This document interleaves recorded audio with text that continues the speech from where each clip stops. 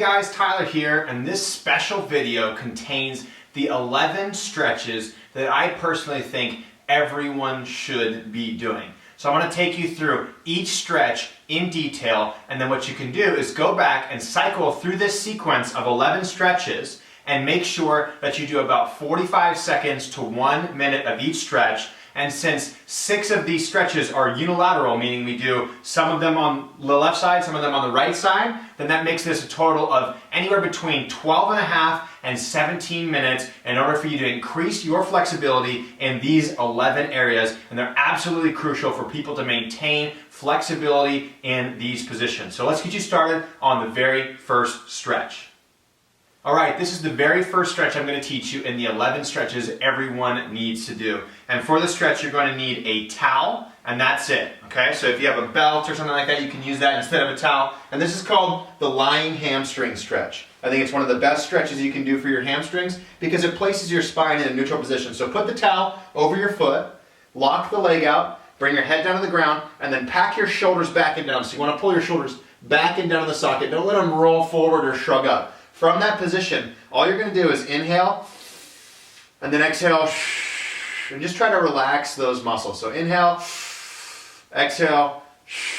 Every time you exhale, just try to think about lengthening the muscles across your calf, your hamstring, as much as you possibly can. Now, if you're really flexible and you don't even need a towel, you can just grab on with your hands, settle everything back to the ground, and then you can do it that way without having a towel. And if you want to add some additional stress to this stretch, you can put the towel over the ball of your foot, right underneath your toes. And when you do it like that, then you're going to get more of a calf stretch involved. You're going to feel it more up here behind the knee rather than deep inside the hamstring. So hold this stretch for 45 to 60 seconds on your left side, and then switch to your right side, and then go ahead and move on to the next stretch. All right, this is stretch number 2, and it's a play on what we just learned with the lying hamstring stretch. We're going to do what's called a lying groin stretch. So I'm going to take a slightly different angle so you can see what we're doing here. I'm going to turn my body towards the back of the camera, and I'm going to lift my leg up. I'm going to bring it into that hamstring stretch position. And what I want you to do is get everything in a good position, and then hand the towel off to the same side arm as leg is up. So the leg gets up, grab onto the towel with that arm, place the other back of the hand on the ground, keep the shoulder on the ground, come down to the outside like this. And so you're going to stretch that in your thigh, that groin muscle right through here by keeping everything in alignment. So we don't want you to roll to the side. I don't want to see this hip lift off the ground or this shoulder lift off the ground. What I want to see is this hip stays down, this shoulder right here stays down, the back of the hand stays pressed in the ground, this elbow stays pressed in the ground, tall to the top of the head, and you let that groin stretch out. Again, hold this position for 45 to 60 seconds and then move on to the next stretch.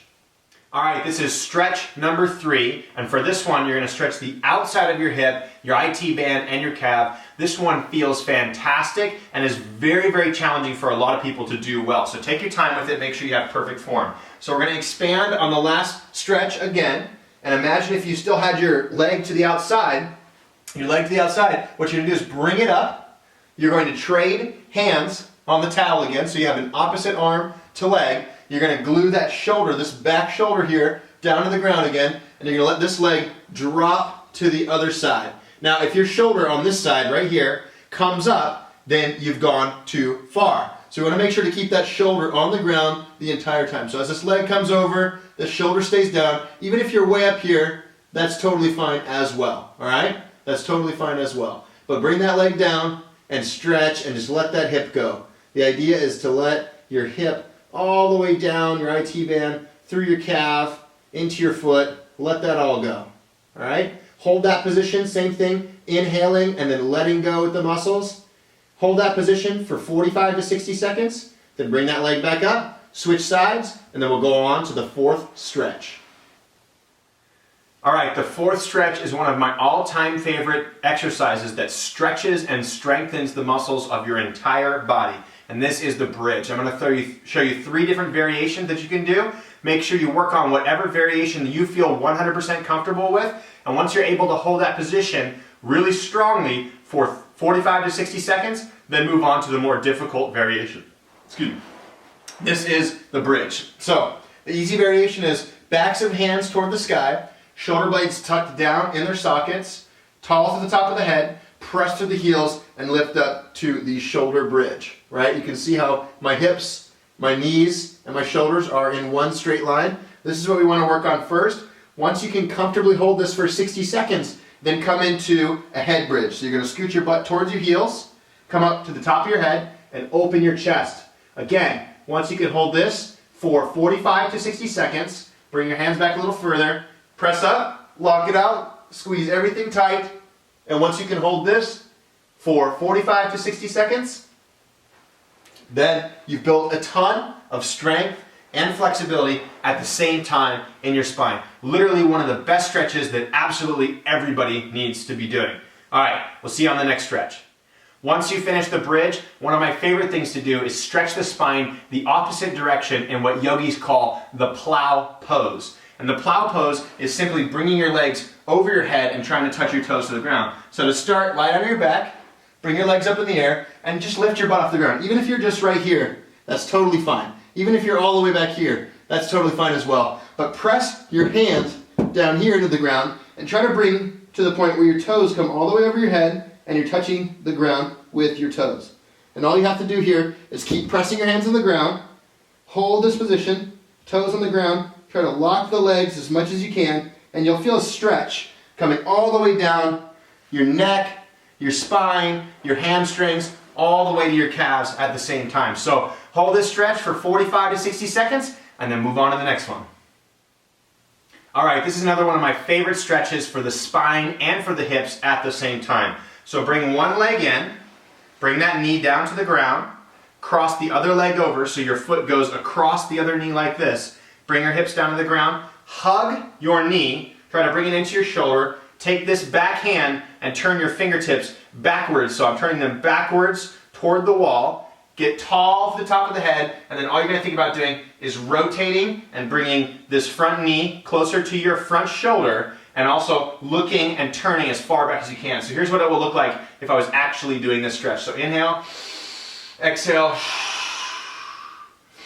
inhale, exhale. On each exhalation, I try to turn just a little bit further. And again, do this for 45 seconds on that side, then switch legs, cross it over the opposite direction, hug it the opposite direction, and do it for 45 to 60 seconds on that side, and then go on to the next stretch.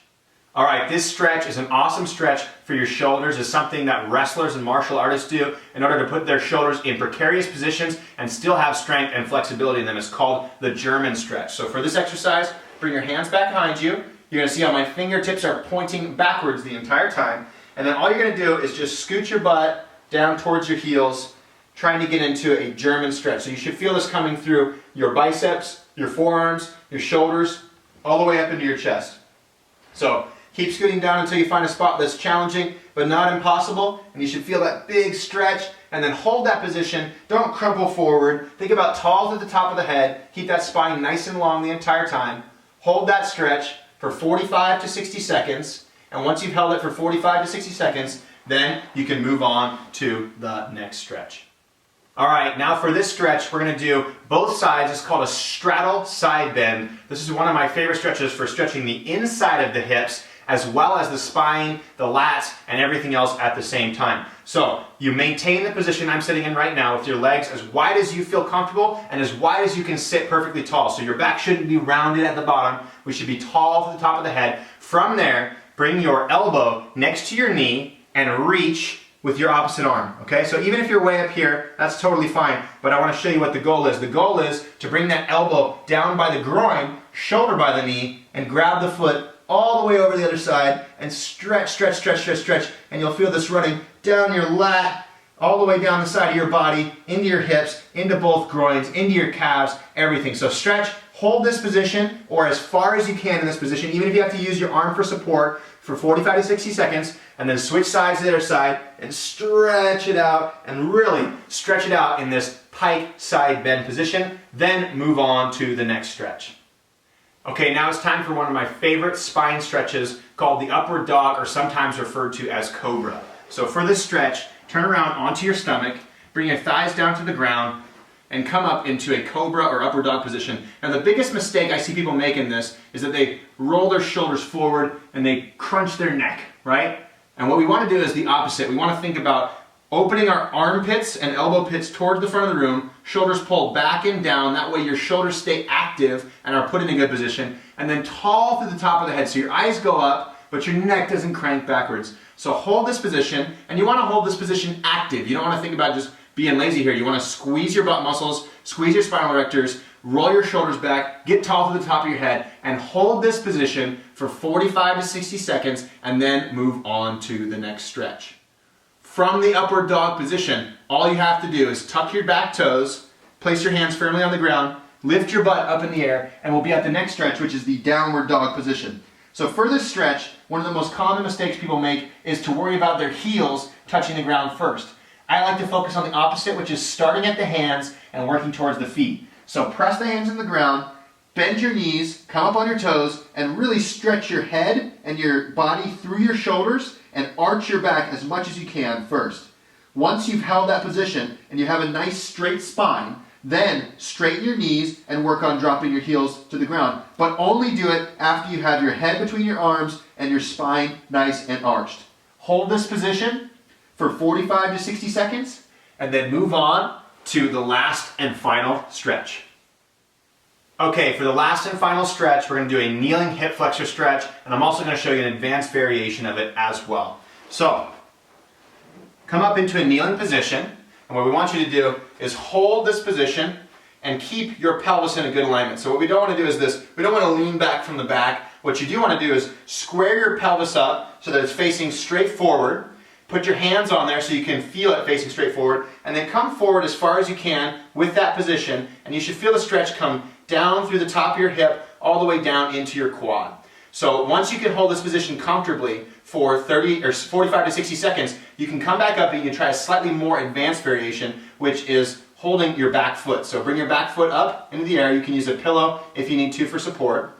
And you're going to go sink your hips down and forward the same way we just did, and you're going to feel a really mean stretch on the top of your quad this time. It's a more advanced variation because it puts more flexion into your quad, which really gives you a good stretch. Once you've done 45 to 60 seconds, then you rotate over to the other side and you stretch out the hip flexor on the opposite side as well for 45 to 60 seconds. And this is the last and final stretch, so all you have to do is go through this list of 11 stretches, making sure to hit right and left sides on the unilateral stretch variations, and in 12 to 17 minutes, you have a stretching program that targets the most useful stretches that you can use to increase your flexibility and recover faster from your workouts. I'll see you guys next time.